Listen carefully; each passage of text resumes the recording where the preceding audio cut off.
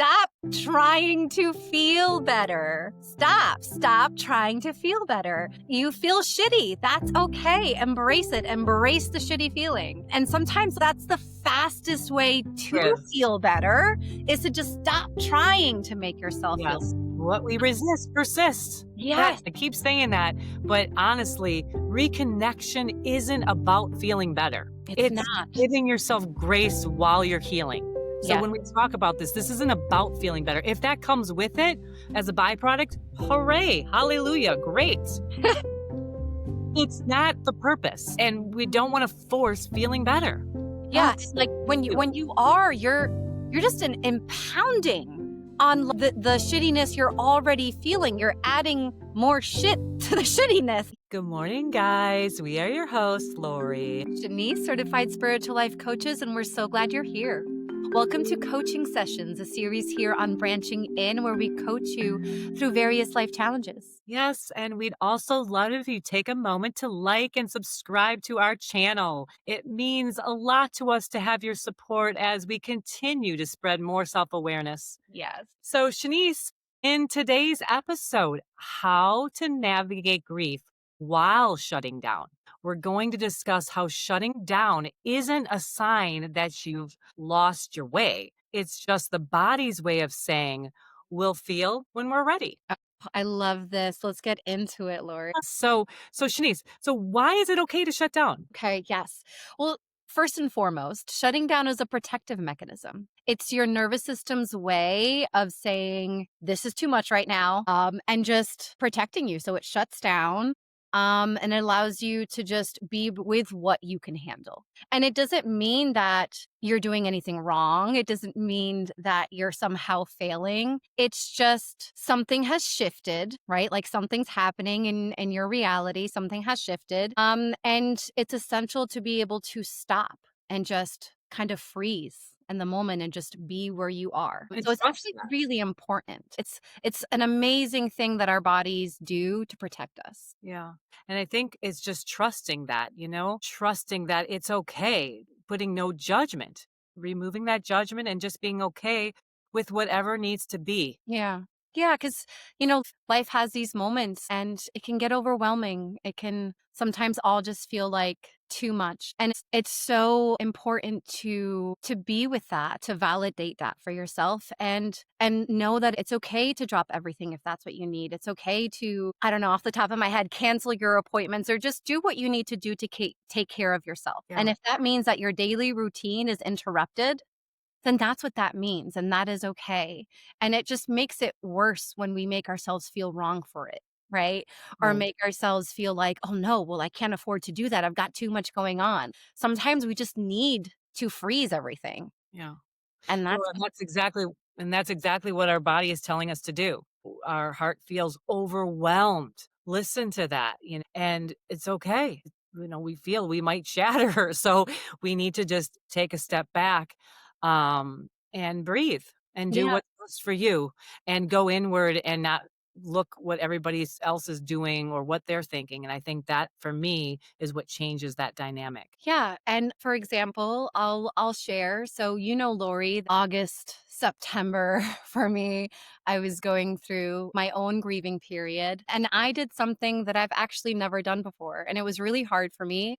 I had to give myself so much grace and permission to be in my grieving period, but I kind of went no contact with my family, with my friends, and just really came into a space of solitude. And that was really what I needed. And it was hard because like I said, I've never done that before. I usually just, if I'm grieving something or going through a hard time, I do it and I still show up for obligations or just different like family events and stuff. But this was just something I was grieving something I had never grieved before. It was just a very difficult moment. And I just knew I needed that space. I just needed the space away from everyone where I could do my own thing. And it was hard to disappoint other people, to say no to things. I didn't even go to my own birthday party. But it was also amazing to see myself saying no and taking care of myself and putting myself first. And it just really showed me like how far I've come and that it's okay to do that when you need to. Yeah, and a way to not abandon yourself, Shanice. Yeah. Oh, Way to put yourself first. thank you. And that's exactly what you did. And everyone that loves you appreciates that. You know, what I found too is that when I do have to put myself first, people that really feel the same about me, they can see that. They're like, wow, that's wonderful that Yeah. she's putting herself first and love that about you. Yes. So, way to go. Yes. Thank You know, you. and for those that don't, that's none of your business. Love that, Lori. Love that. Yes. Well, none of my business, right? None of but what they're thinking or, Exactly. Exactly. Exactly. Yeah. So, talking about this, so this leads us right into navigating our grief inside of this shutdown place that we're shutting down, but we're trying to navigate grief. And navigating grief does not mean fixing. And I think that's the first thing our ego wants to go to. I know mine is like when I'm in this spot, it's like, okay, how do I get out of it? How do I change it? How do I fix this? And no, navigating does not mean fixing. It means just being there. Yeah. Wherever there is, you don't need to feel grief to honor it. And that is so important. Yeah, because a lot of the times when the grief first shows up, it can almost feel paralyzing. Literally, like for me personally, I went numb. That was the first thing that happened at the beginning of the grief is I went numb and I couldn't feel anything for a while. I think I was like in shock. Um and then as the days and weeks go by, it comes in waves. So sometimes it would be overwhelming and I would be crying and then other times it's like, okay, and not um, it's not such a big wave. Maybe it's a smaller wave and I'm able to be in it and see what it's trying to teach me. And other times I'm over it and I want nothing to do with it. I'm going to distract myself and do something else because I need a fucking break. And so, whatever that looks like for you, that's perfect. That's great. There is no one way that grief shows up in your life. There's no one way that that feels in your body. Yeah, and it doesn't, you know what, it just made me think, she's, and you don't really prepare for it because it hits at the weirdest times. Like you don't know when it's coming in. You could be just going along and feeling just great. I know for myself, I'm like, oh, I'm in such a great mood and everything's great. And I get in my car and I just start crying. What's going on? And you know what I mean? So it's not something you can plan for Hmm. or prepare for. You Yeah. know, it just hits you in different spots. Somebody could say something, you could hear something, a certain time of day, whatever it is comes in, and all of a sudden it takes you in a place. I know that's what happens for me on and off. And I know when I talk to others too that are going through grieving, they say the same thing. Like, I have my moments. Exactly. Yes. Yeah. And another really important aspect is going off of what you were just saying is grieving isn't linear. So it's going to be the heaviest here. And then as time goes by, it like slowly goes down. It's all over the place. Like you just said, you're happy 1 second, you get in your car and you're crying the next.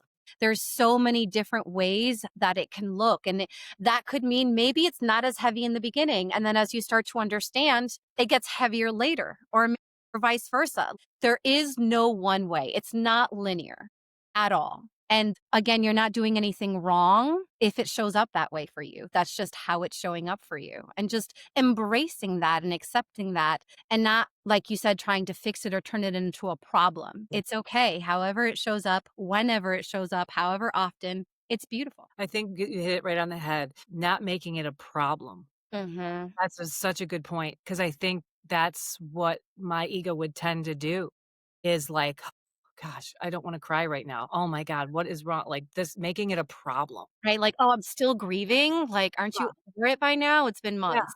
Or when Yeah. you hear someone else saying, "Oh, I know, I'm trying not to be sad anymore." Like, we're trying to always, and the reason I think that is because we have not created ample space for it. Mhm. And it's kinda like what we resist persists, right? So, it's like by not creating that space, it's trying to get in there, and it's not able to because so that's why I think it's just so important to create it, and, the space that grief needs, like we just said, we don't know when it's gonna come and go. So we can't say, "Okay, Friday at 5 o'clock, I'm creating space for this grief." Yeah, no. So That it would does be nice, but but you know what I mean? You have so you just have to be open, and it's not always convenient. Mhm. Because I know for me, it hits me at places that I'm like, "Oh my god, I need to make a run for my car." Yeah. Um, Yeah, I'll be but like, "Don't look at me right now." yeah, but it's okay. So again, it's just creating that space and knowing that space can be unpredictable Yeah. and being okay with that. And I feel like the more we let that be and be our authentic self, it'll be okay. Yeah. And the grief will feel it has a space. And like we always say on this podcast, Shanice, is making friends with it and Yes. creating that relationship. Yeah, surrendering to it because it's if it's in your life, it's in your life for a reason. There are no coincidences. And grief is such an amazing teacher. So view it as a teacher, surrender to it and allow it to teach you whatever it is in your life to teach you. And we were talking about the shutdown, that's very tied to survival mode. So, of course, our body is going to shut down. We're in survival mode now, like something has happened. Yeah. So, as you surrender to the grief and as you learn what it's there to teach you, you're going to slowly move out of survival mode, which will allow you to really feel into the grief. Because when it first shows up, like I said, I was numb and it's too overwhelming. But as you allow it, it moves from that overwhelming space from survival mode into just an isness. It just becomes part of the isness of your life. Yeah. Yeah. Very good point. And this kind of makes me think of so what is all coming up in the grief. And, what comes up for me, Shanice, in the grief is sometimes, I might want to minimize my grief by not a way of not dealing with it. Again, it was a coping mechanism that I used as a child is minimizing things. So it was just a natural thing. So to use minimizing grief, like well, you know what? That family down the road, they just lost this, their dog died, their mom died. They have it a lot worse than I have it. So what is wrong? Stop it, grief. Stop feeling sad. Stop, that would be my normal, what comes up for me initially as I start, I'm in a grieving process is just kind of cancel it out and minimizing it and comparing my pain to others' pains and not making it a big deal which Yes. that is not helpful because what I found what by doing that, minimizing grief, what has happened is for me, it shows up other places. It doesn't go away. Mhm. Minimizing doesn't that trick doesn't work. No, no, it doesn't. So, that I have learned when I start to go into an autopilot of that, Mhm. I'm like, "Wait a minute," or I even hear someone else doing that, well, to themselves or to others, like, "So and so has it." I that's like, there is nobody that has it worse or better than anybody. It's real, whatever we're our kids, for ourselves, whatever we're grieving, it's real. It needs to be validated and felt as important as the next person's grief, no matter what it is. And that is so important because that again is what the grief is trying to come is to just be acknowledged. Yes. Yes, absolutely. We've talked about that, about feelings. And I mean, grief is just another feeling. And so, really being accepting of whatever comes up in our feelings and not judging it, not trying to fix it. Yes, agreed. And when we're grieving, it's usually because we've lost something or someone. Like there's been a really big change. And so for me recently, these past few months, one thing that really came through for me really loud is it wasn't so much that I had lost something. I mean, I did, but it was more, I realized it was more that I was losing something I was very, very attached to. And then I realized that that's where a lot of the pain was coming from. It wasn't so much that I had lost it, it was that I was so attached to it. I mean, like, death grip, Lori, Get fucking that. death grip. Um, there was so much pain that came from slowly detaching and allowing myself to let it go. So yeah, that's also something that comes up in the grief is our attachments. And that can be attachment to the thing. It could be an attachment to an identity. So for me, it was identity that I was saying goodbye to. And those can be the toughest. Oh, gosh, that's Yeah. what's up I too. That mean, that identity is what where there's a lot of safety in that. oh yeah. Oh yeah. I mean, So I mean, I have said goodbye to identities before, through my own, like, personal coaching sessions back in the day, but this one was one I never thought I would have to let go of or say goodbye to. So when the universe, like, is like, "Okay, it's time," I'm like, "Wait, what?" And it was my little mama identity. So I discovered my little mama identity through my coaching sessions because I was a kid mom, and it's time for me to say goodbye to that, and, whew, that hurt. That Yeah, hurt. It was very painful, but it's also such an amazing blessing because 'cause I'm now starting to see all the things that are coming because of being able to let go of that. But yeah, no, it's not easy. It's not yeah. easy.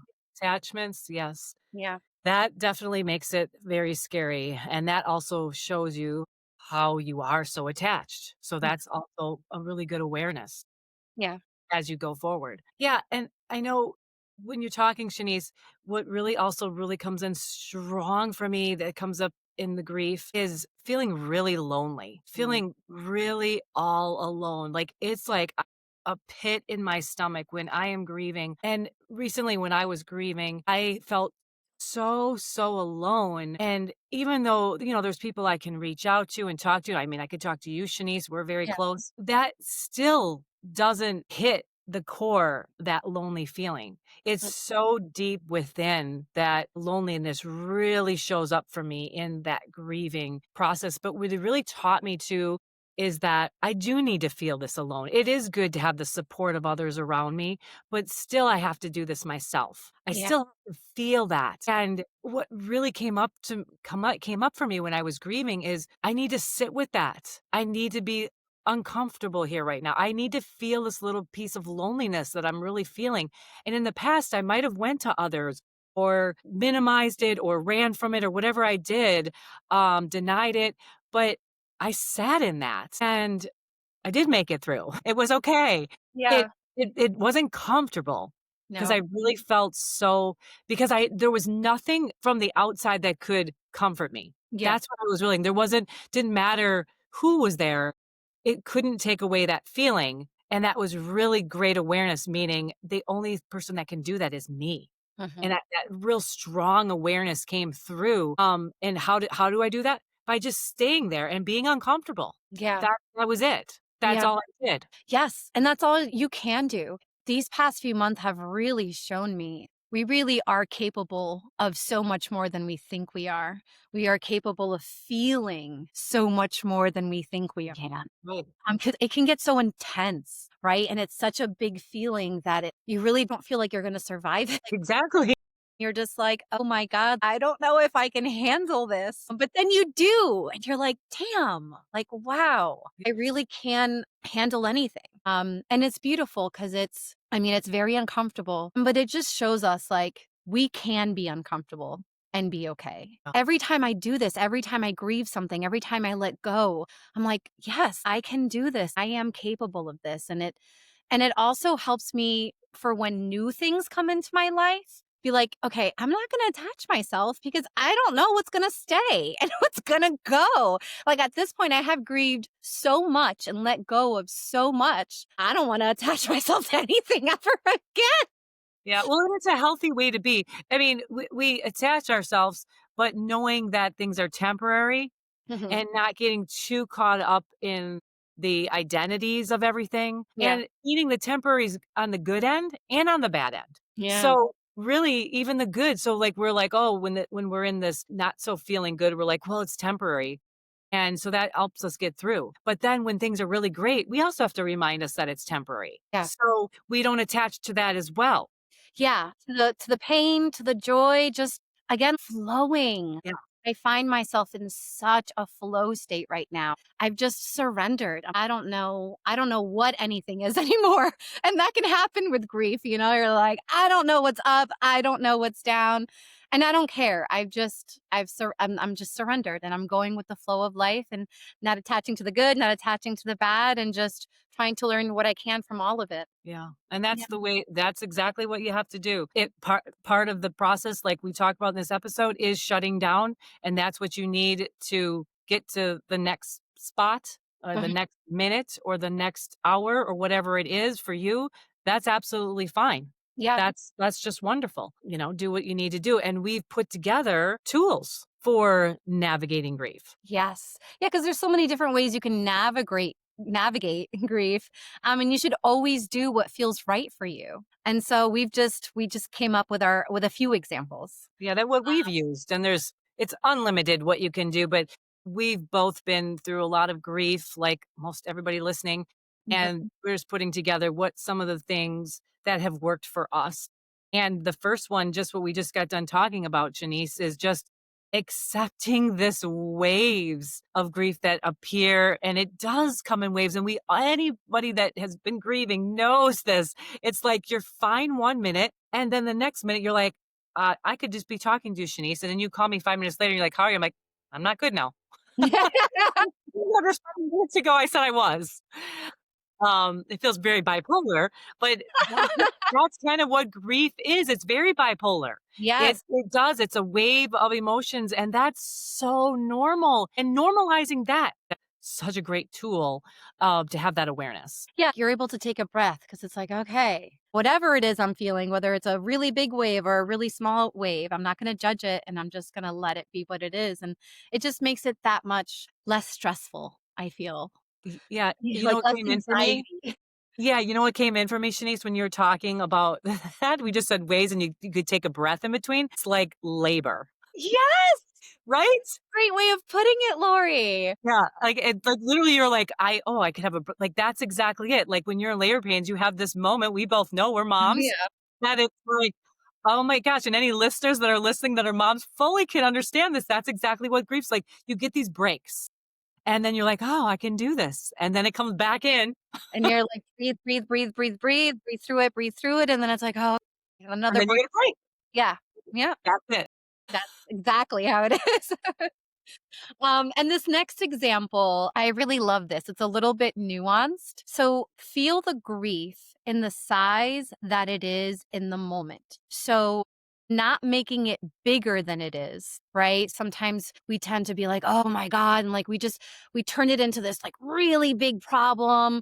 Or like, oh my God, like I'm in so much grief. And we just like we put all of our focus and attention on the grief. And that actually ends up making it bigger than it is, right? And then also not minimizing it and making it smaller than it is, saying like, oh, well, some people are grieving things way worse than me. Like my grief is nothing. No, don't make it smaller than it is, but also don't make it bigger than it is.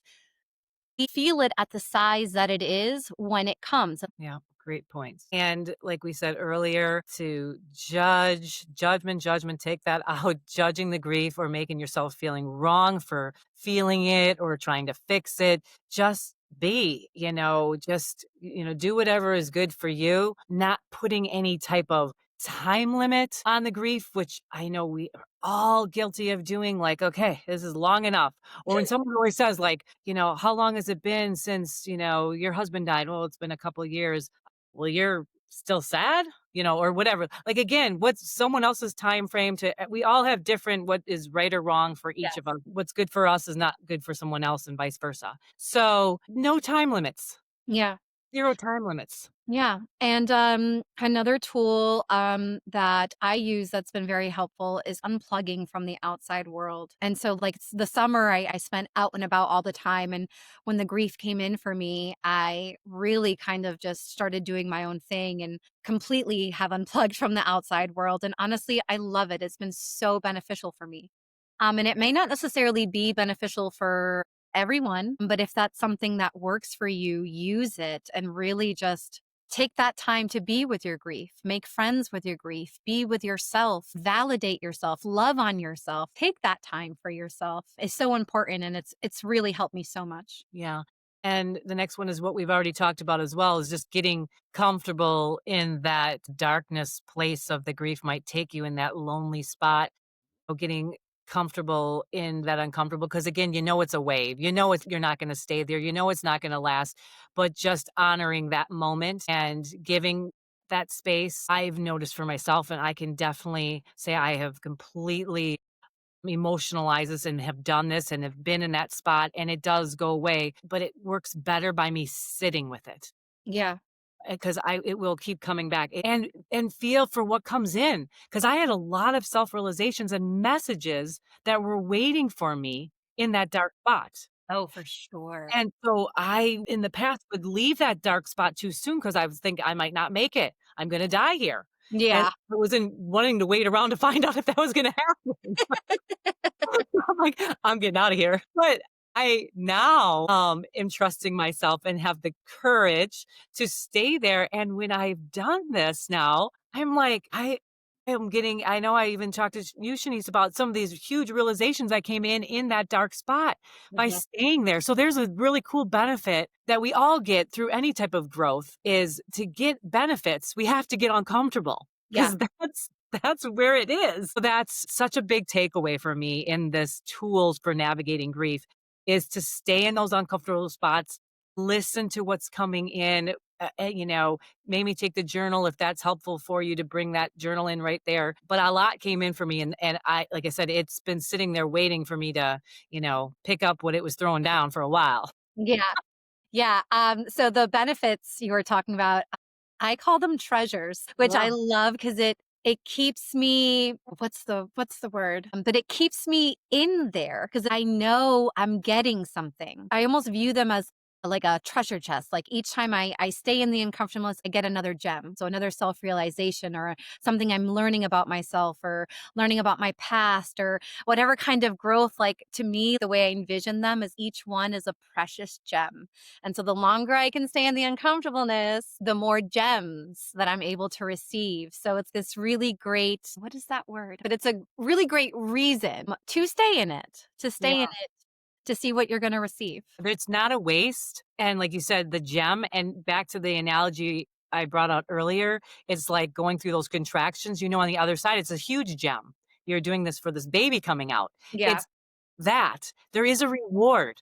There Yeah. is something that's coming for you if you stay there long enough and be in that uncomfortable. So it works really well with that analogy we used earlier because that is a Yes. for staying in that uncomfortable spot. Yes, exactly, exactly. So, Lori, we created a coaching exercise, which we're calling a reconnection exercise for our listeners, because the shutdown is sacred, right? That's, I mean, everything we've just said, the shutdown is a sacred time. It's important to give yourself permission to be exactly where you are without making yourself wrong for it. So we have some steps that you can do to really reconnect with yourself when you're in a grieving period. So would you like to start us off, Lori? Sure. So step one, Shanice, is just really plugging into the present moment, being in the present. Notice what you're feeling. Maybe you're, feeling something heavy in your chest, have anxiety going through your body, whatever it is, just feel it. And that's okay because that's what protection looks like. So just step one, be present. Yeah. Yeah. Whatever that looks like. And step two, ground into gratitude. So this is something I love this because this is actually what I've been using most out of all of our steps to reconnect with myself through this grieving process. And that is just find anything to be grateful for. So it's autumn right now on New England on the East Coast. And so every day I try to just get outside in nature, whether it's a small drive or whether it's a small walk. And I love it. And I'm just immediately able to ground into gratitude. And I'm just like loving on the trees and just, oh, and that it just helps to break up the grief and like the gratitude just brings me to this very grounded space which makes it easier during those big waves. Yeah. Yeah. And then step 3 is to just go somewhere different. Change your environment. I know for me that has helped a lot just to get out of my head. Change it up. Because sometimes you get in that think, and all of a sudden you go somewhere different. And all of a sudden you're not doing it to feel better, but you automatically feel better. You Yes. know what I mean? So it's that simple is just go somewhere different. You'll see somebody different. You'll see something different. So that's step 3. Yeah, change in environment can make all the difference sometimes. Sometimes that's all you need. And step 4, I'm going to say this loud. Stop trying to feel better. Stop trying to feel better. You feel shitty. That's okay. Embrace it. Embrace the shitty feeling. And sometimes that's the fastest way to Yes. feel better is to just stop trying to make yourself feel Yes. better. What we resist persists. That Yes. I keep saying that, but honestly, reconnection isn't about feeling better. It's It's not. giving yourself grace while you're healing. So Yes. when we talk about this isn't about feeling better. If that comes with it as a byproduct, hooray, hallelujah, great. It's not the purpose, and we don't wanna force feeling better. Yeah, and, That's like, you. when you are, you're just impounding on the shittiness you're already feeling. You're adding more shit to the shittiness. No, it's not the way. So just accept it. Yeah, and, like, honestly, I have, and it's allowed me to take so much pressure off myself. I'm not trying to make myself feel better. I'm not trying to rush the grief. And it's made it more, I know it's gonna sound weird, but it's made it more pleasurable. It's made it more enjoyable because I'm not trying to make myself feel better or, like, escape it. So it's just like, "Okay, I'm just gonna let it be what it is." And it's better, it's nice. You're enjoying the process more. I found that too. I Yeah. enjoy the process more, and when we talked about one of your tools you used earlier is unplugging, I think that also helps with this, Mhm, putting into this, because again, it just removes any type of judgment. You're not comparing you're not looking at anything else. You're mhm. just going inward. Yeah, That's a game changer. yeah. So, yeah. Truly, truly. All right. So, okay. So, to wrap this episode up, Shanice, we talked about how shutting down is part of the healing process and not a sign that you're doing something wrong. We discussed what comes up in the grief and some tools for navigating it. Yes, this has been such a great episode. I'm so glad we did this one. If you'd like to learn more about what we offer, click the link in the description. We have our website in there. You can check us out. And we've also put the reconnection coaching exercise in the description so you can refer back to it at your convenience. And that's it for this episode. If this episode spoke to you, give us a thumbs up down below, subscribe, and share it with someone you think would benefit from it. And thank you guys for listening to Branching In with Shanice. And Lori, join us for our next episode. We post on Fridays. See you guys then. Bye.